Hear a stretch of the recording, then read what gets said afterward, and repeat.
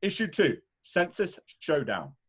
To Democratic Party protest, President Trump this week signed a memorandum seeking to bar illegal or undocumented immigrants from being counted for the purposes of congressional redistricting. Measured as part of the census, population counts are used to reshape congressional districts. President Trump says his action is necessary to end, quote, perverse incentives, unquote, for illegal entry into the United States, but lawsuits are being filed. Eleanor, illegal immigrants, undocumented immigrants, is whatever you want to call these individuals, are not eligible to vote. Why is this a problem? I'm going to go back to the Constitution. The Constitution says we count the population, we count everybody living here, we count everybody residing in the various states. And out of that, we draw the lines for congressional districts, and we apportion federal funds for everything from, food stamps to housing assistance. So, trillions of dollars. So there's a lot at stake here. And again, this is a political move. The president wants to deny congressional seats to California, which has the most undocumented immigrants.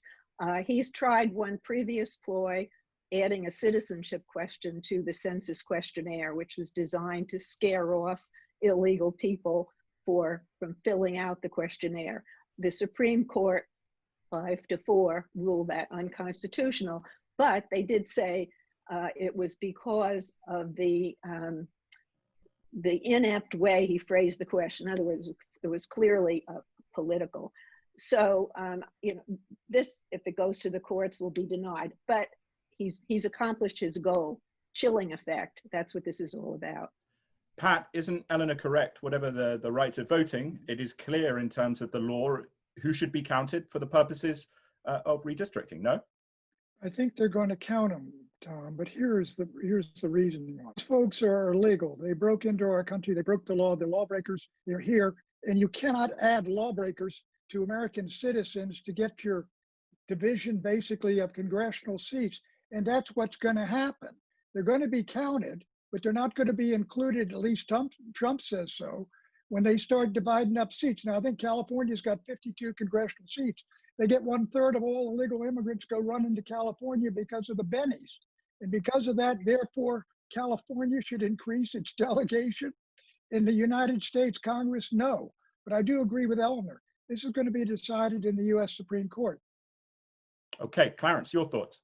Well, the one irony of this is, according to one survey of the states, this might hurt the red states more than the blue states because they happen to have more undocumented, or at least non-citizens. And Eleanor's right. The Constitution does say all are to be enumerated. Happily, we have repealed the part that said all others, meaning black folks, meaning slaves, were going to be counted as 3/5 of a person. But this is a very important ritual that we go through this census, and who gets counted makes a big difference. But mainly, President Trump just wants to do, if you want to call it virtue signaling or vice signaling, whichever side you're on, because his announcement, I think, is rather inconsequential. He is agreeing to count everybody, but he's going to have a separate list for those who are not citizens. And that's kind of a gesture that will do well in the election when a lot of the people who want to crack down on immigration are Trump supporters. Alexander, isn't the central question here, though, whether undocumented immigrants ultimately should have the right to vote in congressional elections? Well, it's red meat for the base.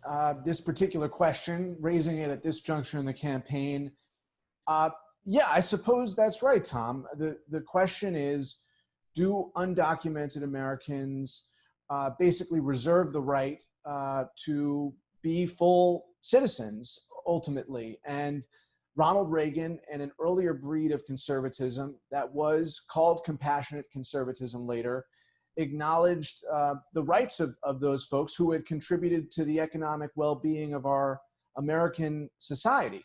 And we've come a long way since then in terms of both the legal and extrajudicial tactics to alienate that population and to attempt to stymie their representative democratic stake.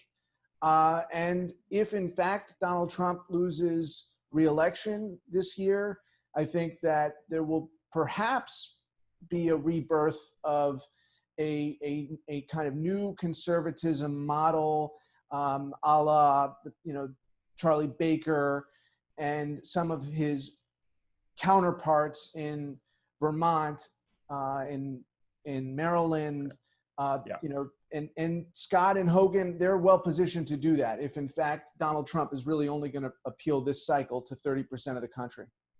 Okay, so we've got about two minutes. Yeah, Eleanor, go. Can I say one thing? I just want to point out, Pat said they come to California for the bennies. But these people are the ones who are picking the fruits and vegetables. They're the ones who are working and dying in the chicken factories and the Tyson's factories. They take care of our children. There was a movie, it's a number of years ago, where if all these people stayed home, society would grind to a halt. They're very much a part of the fabric of American life. And, treating them so disparagingly is, I think, I shouldn't be surprised. It's not new, but I really don't think the American spirit is up for this in this particular time during a pandemic. Pat, let me talk to that. When I said the bennies, I mean the social welfare benefits, which are higher in California than in. I knew that's what you meant. Folks go there, but I was with Ronald Reagan when he signed that bill in 1986. And what he signed was basically an amnesty for about 3 million illegal aliens. He was surprised by the number. And what's happened is people have come across our borders. You got between 11 million and 22 million illegal aliens here, or undocumented immigrants, whatever you want to call them. And these folks are helping decide the destiny of the country, which, according to the Constitution, which Eleanor is greatly attracted to these days, should have been decided basically by the American people and the citizens of the United States. They do good things, there's no doubt about it, but they break the law, they're illegal. They're like folks that move ahead of the line when you're trying to get into a movie or something like that. And the idea that they deserve full rights of citizens is folly. Okay, all right. I think they're trying to get ahead of the line, getting Look, into who a wants movie. to come here? We've got to move on. Response. We've got to move on. We've got to move on. All right. I think at some point we will have immigration reform, but not for a while.